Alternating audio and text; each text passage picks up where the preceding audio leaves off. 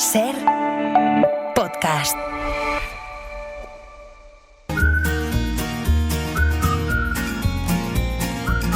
Hoy por Hoy Magazine.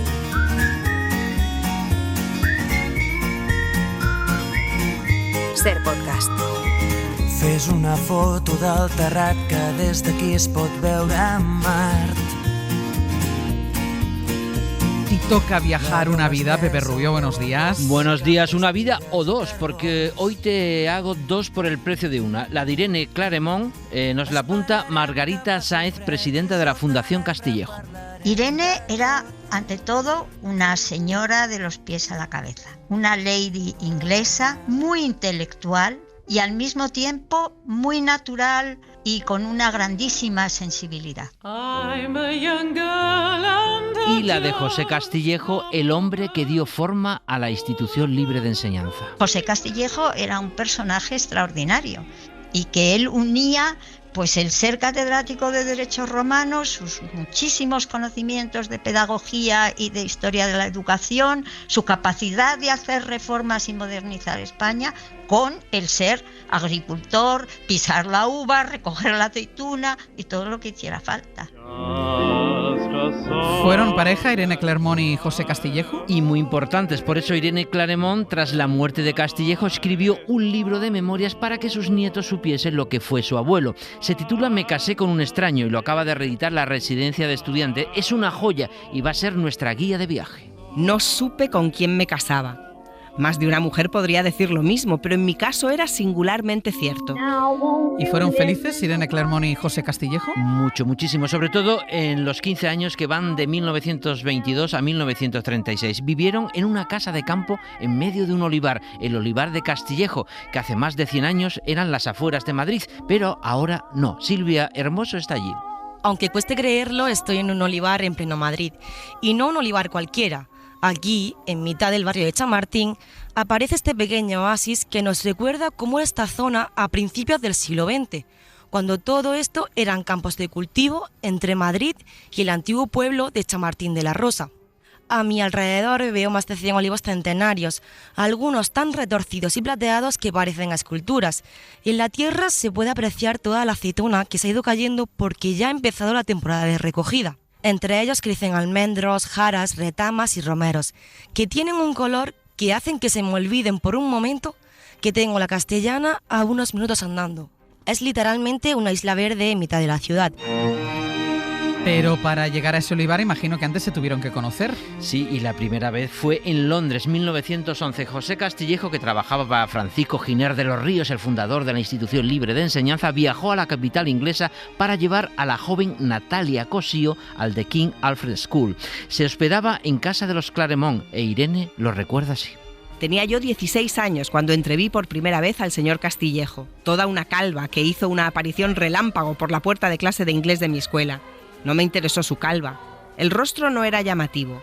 El pince-nez no me atraía y su pajarita blanca se me hizo un tanto rara, pero aún no lo había visto cara a cara y no era consciente de un encanto abrumador.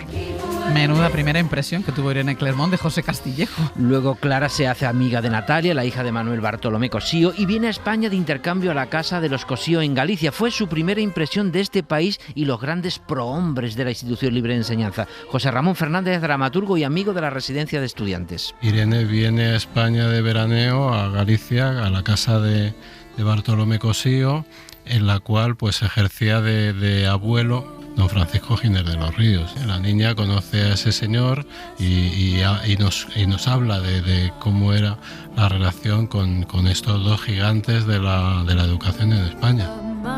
¿Y José Castillejo? José era el que movía toda la maquinaria educativa creada por Giner de los Ríos y Cosío, y como responsable de la Junta de Ampliación de Estudios seguía llevando becarios a Londres y hospedándose en casa de los Claremont, hasta que llega el flechazo. José Ramón Fernández, Carlos Alberdi, gestor cultural y amigo de la Residencia de Estudiantes, y Margarita Sáenz. Era más bien alto, delgado, pero de hombros anchos, casi pechugón. Los pies pequeños, las manos fuertes y mañosas, pero bien formadas, como en un retrato del Greco.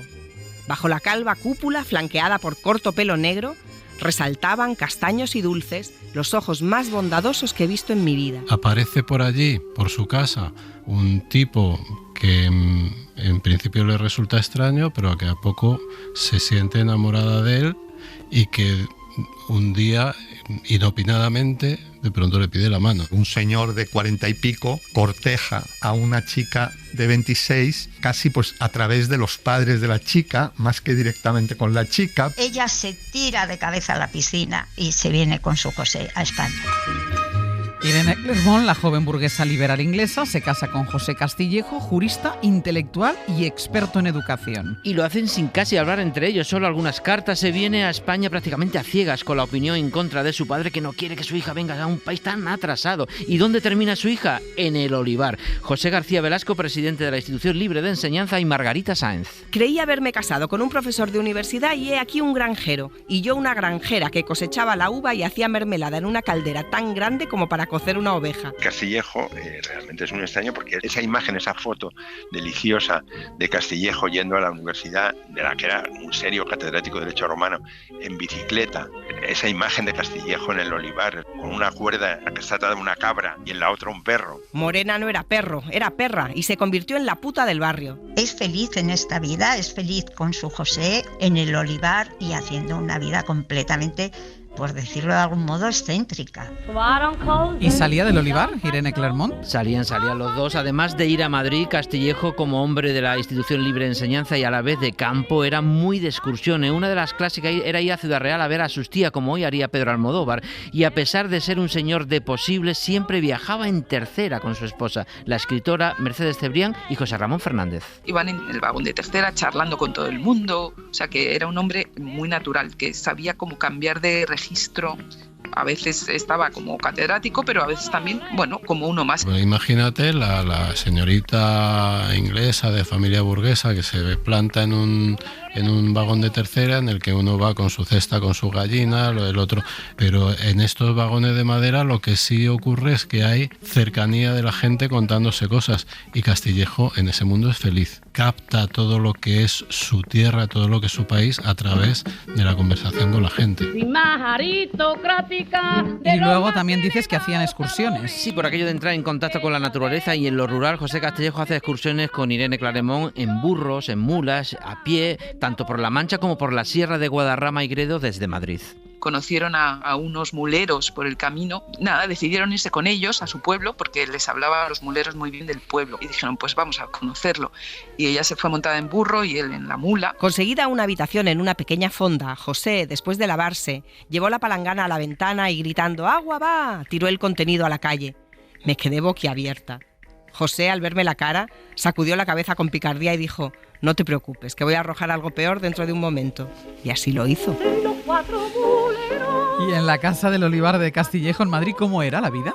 Bueno, el matrimonio Castillejo-Clermont va teniendo sus hijos e hijas en los años 20. Jacinta, gracias a la cual tenemos estas memorias de Me casé con un extraño, Leonardo, David o Sorrel. Hay vecinos ilustres como Ramón Menéndez Pidal y Damas Alonso, a los que Castillejo animó a comprar una casa, y Olivar al lado.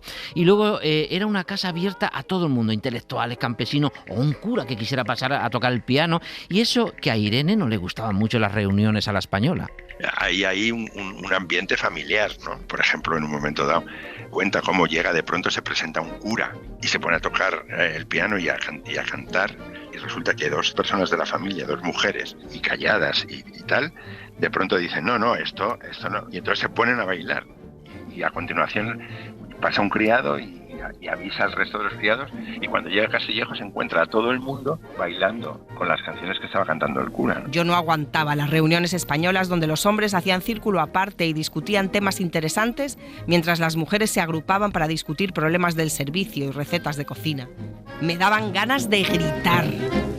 O sea que por aquel Olivar pasaba todo tipo de personajes. Muchos y variados, le pareciese mejor o peor. En Me casé con un extraño, Irene Clermont va retratando a su marido José Castillejo y a la España de los años 20 y 30, que tampoco es tan diferente a la de ahora, ¿eh? Castillejo era inteligentísimo, se convertía en el centro de la reunión porque era muy divertido. Le fascinan los refranes. Cuando rodean las ovejas, muere una vieja. Lo difícil que resulta despedirse en España. No hay español capaz de hablar y andar simultáneamente. Así pues, se avanzaba por etapas marcada cada 5 pasos por 2 figuras con capas negras y sombreros ladeados, que se quedaban parados frente a frente, hablando a la vez y agitando los brazos. A través de mis ojos de inglesa parecían 2 maníacos. Le parece que los españoles en general son gente muy apegada a la tierra, la España de extremos. No he encontrado todavía un español insípido.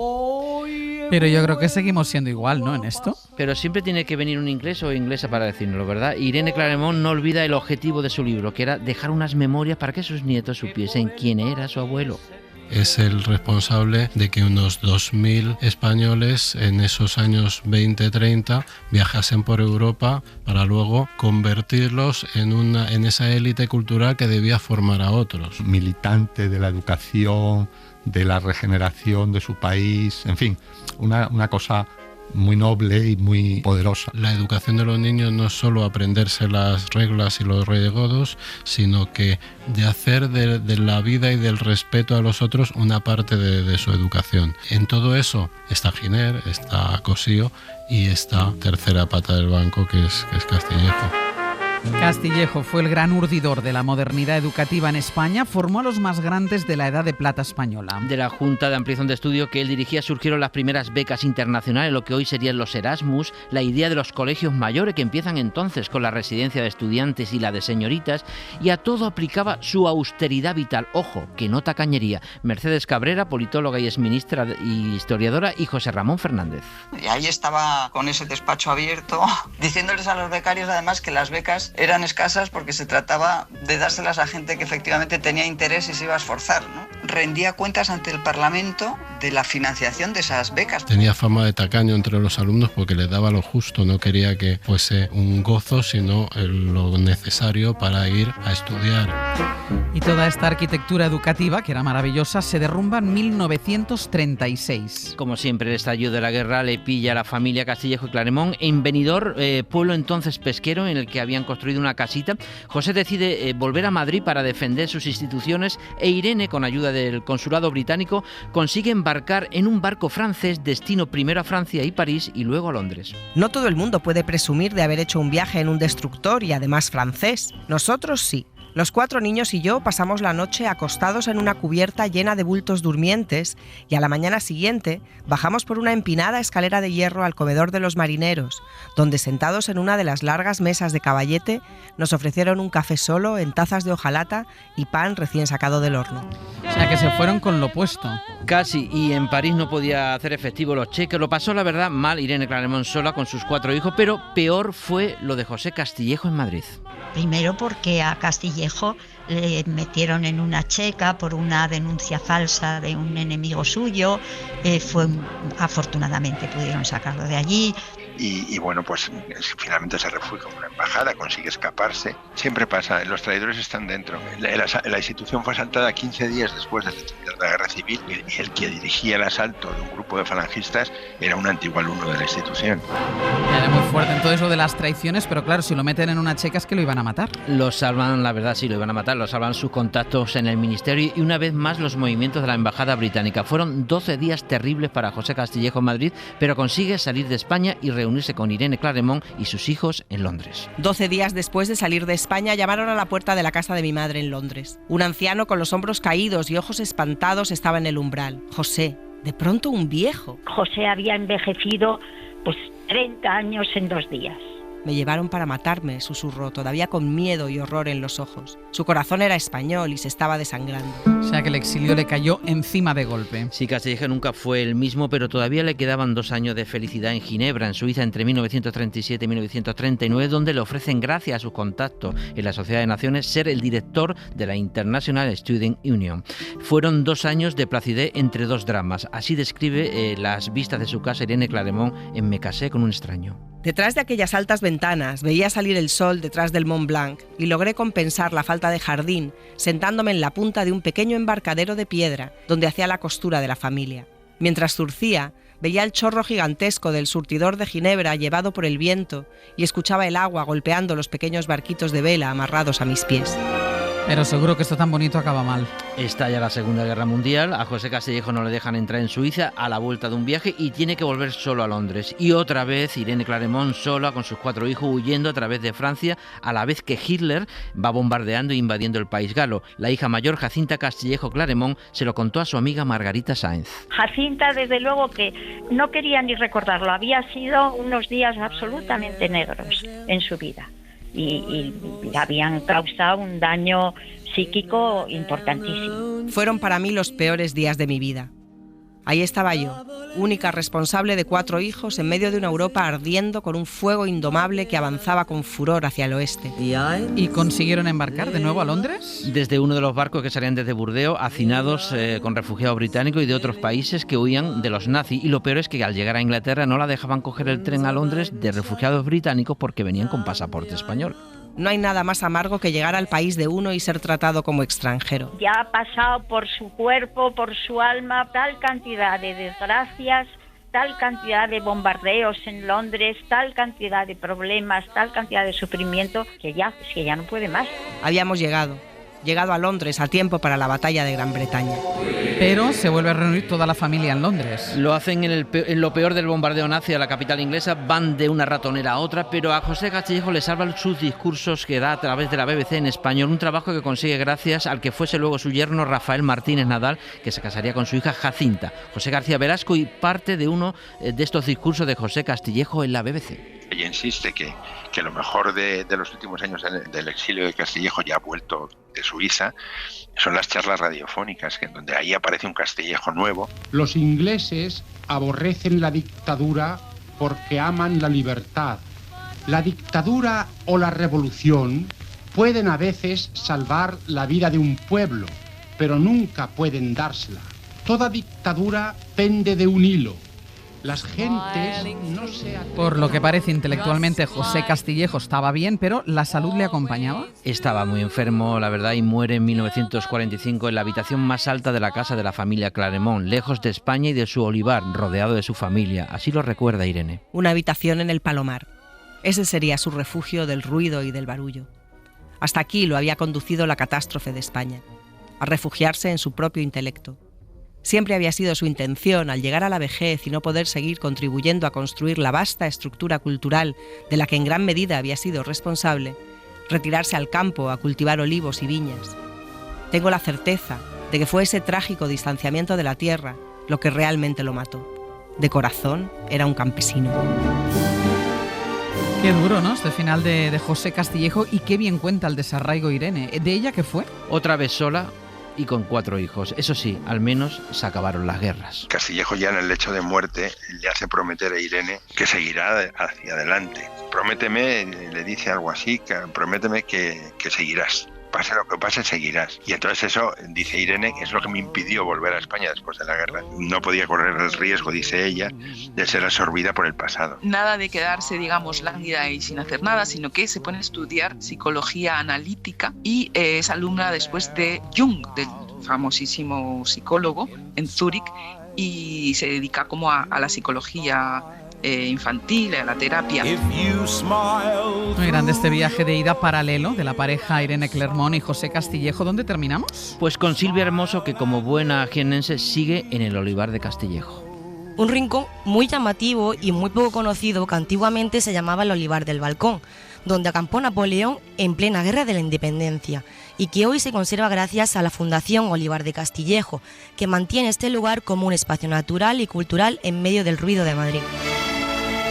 Pero dices que este olivar está en pleno centro de Madrid. Y cargadito de aceituna, me ha dicho Silvia. En verano hacen unas actuaciones de música clásica estupenda y por favor, lean Me casé con un extraño de Irene Clermont, editado por la Residencia de Estudiantes. Es una joya y un espejo para todos los españoles. Pepe, gracias. Hasta luego. Para no perderte ningún episodio, síguenos en la aplicación o la web de la SER, Podium Podcast o tu plataforma de audio favorita.